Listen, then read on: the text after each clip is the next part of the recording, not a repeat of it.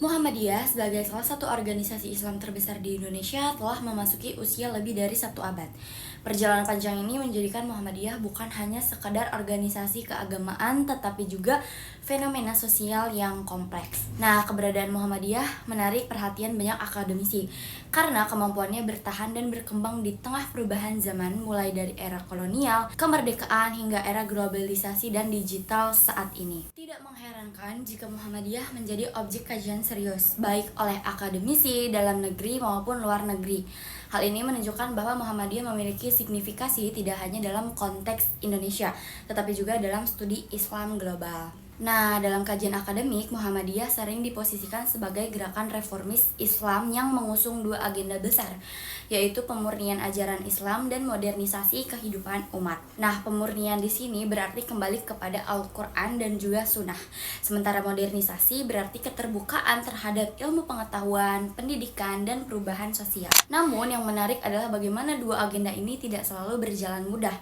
Dalam praktiknya, Muhammadiyah harus menghadapi berbagai tantangan seperti resistensi budaya, dinamika politik, hingga perubahan pola pikir masyarakat. Untuk memahami kompleksitas tersebut, kita dapat melihat bagaimana Muhammadiyah dianalisis dari dua sudut pandang berbeda. Untuk memahami kompleksitas tersebut, kita dapat melihat bagaimana Muhammadiyah ini dianalisis dari dua sudut pandang berbeda, yaitu perspektif akademisi luar negeri yang cenderung empiris dan juga objektif, serta perspektif akademisi dalam negeri yang lebih normatif dan juga ideologis. Kajian mendalam tentang Muhammadiyah dari perspektif internasional dilakukan oleh Mitsuo Nakamura melalui karyanya The Kreskin Arises Over the Banyan Tree. Nah, dalam penelitian etnografisnya di Kota Gede, Nakamura menunjukkan bahwa Muhammadiyah ini tidak hanya berfungsi sebagai organisasi dakwah, tapi sebagai kekuatan sosial yang mampu mentransformasi masyarakat secara nyata. Nah, ia juga menemukan bahwa kehadiran Muhammadiyah membawa perubahan signifikasi dalam pola pikir masyarakat. Dari yang sebelumnya bersifat tradisional dan sinkretis, menjadi lebih rasional, puritan, dan juga terorganisasi. Keunggulan utama penelitian Nakamura terletak pada pendekatan etnografi yang sangat detail. Ia tidak hanya menganalisis konsep, tetapi juga mengamati langsung praktik sosial masyarakat. Nah, ia juga menunjukkan bagaimana sih nilai-nilai Muhammadiyah masuk ke dalam kehidupan sehari-hari, seperti dalam pendidikan, pola ibadah, hingga cara berpikir masyarakat terhadap modernitas. Nah, namun terdapat keterbatasan penting. Fokus penelitian yang hanya pada satu wilayah membuat generalisasi terhadap seluruh Muhammadiyah menjadi terbatas. Selain itu, sebagai peneliti luar, ada kemungkinan beberapa aspek internal organisasi tidak sepenuhnya terjangkau. Nah, dari sudut pandang teori sosial, Muhammadiyah dalam penelitian ini dapat dilihat sebagai agen modernisasi berbasis agama.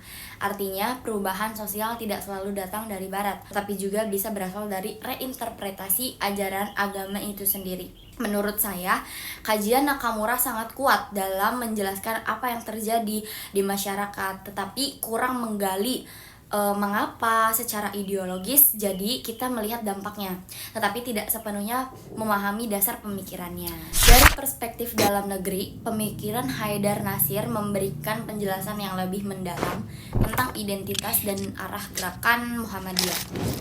Dalam kajiannya itu, Muhammadiyah ini dipahami sebagai gerakan modernisme Islam yang menempatkan pendidikan sebagai instrumen utama perubahan sosial. Ia juga menekankan bahwa Muhammadiyah tidak hanya bergerak dalam ranah dakwah, tetapi juga membangun sistem pendidikan modern yang mengintegrasikan ilmu agama dan juga ilmu umum. Nah, kekuatan utama dari kajian Haidar Nasir adalah pada aspek konseptual dan ideologisnya.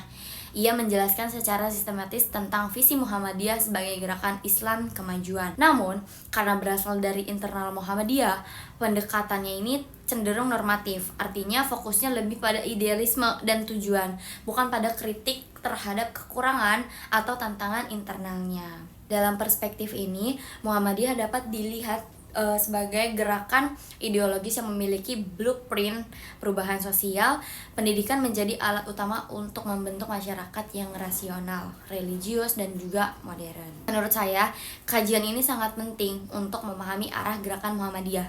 Namun, akan lebih kuat jika disertai kritik internalnya, misalnya terkait tantangan implementasi di lapangan. Jika dibandingkan, kedua kajian ini menunjukkan perbedaan pendekatan yang cukup kontras. Kajian Nakamura bersifat empiris dan berbasis realitas sosial, sedangkan kajian Haidar Nasir bersifat normatif dan berbasis ideologi. Perbedaan ini sebenarnya mencerminkan dua cara melihat Muhammadiyah sebagai fenomena sosial dan juga sebagai gerakan pemikiran.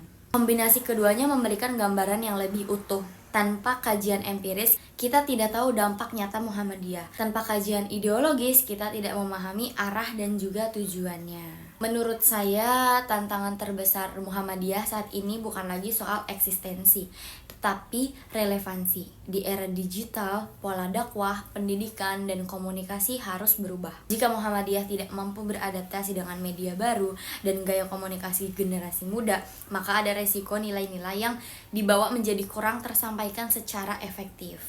Nah, kesimpulannya, berdasarkan dua kajian tersebut, Muhammadiyah ini dapat dipahami sebagai gerakan Islam modern yang memiliki dimensi sosial dan ideologis sekaligus. Ia tidak hanya berperan dalam membangun pendidikan dan masyarakat, tetapi juga dalam membentuk cara berpikir umat Islam yang lebih rasional dan juga terbuka. Kedepan, keberhasilan Muhammadiyah akan sangat bergantung pada kemampuannya untuk menjaga keseimbangan antara nilai dasar dan adaptasi terhadap perubahan zaman.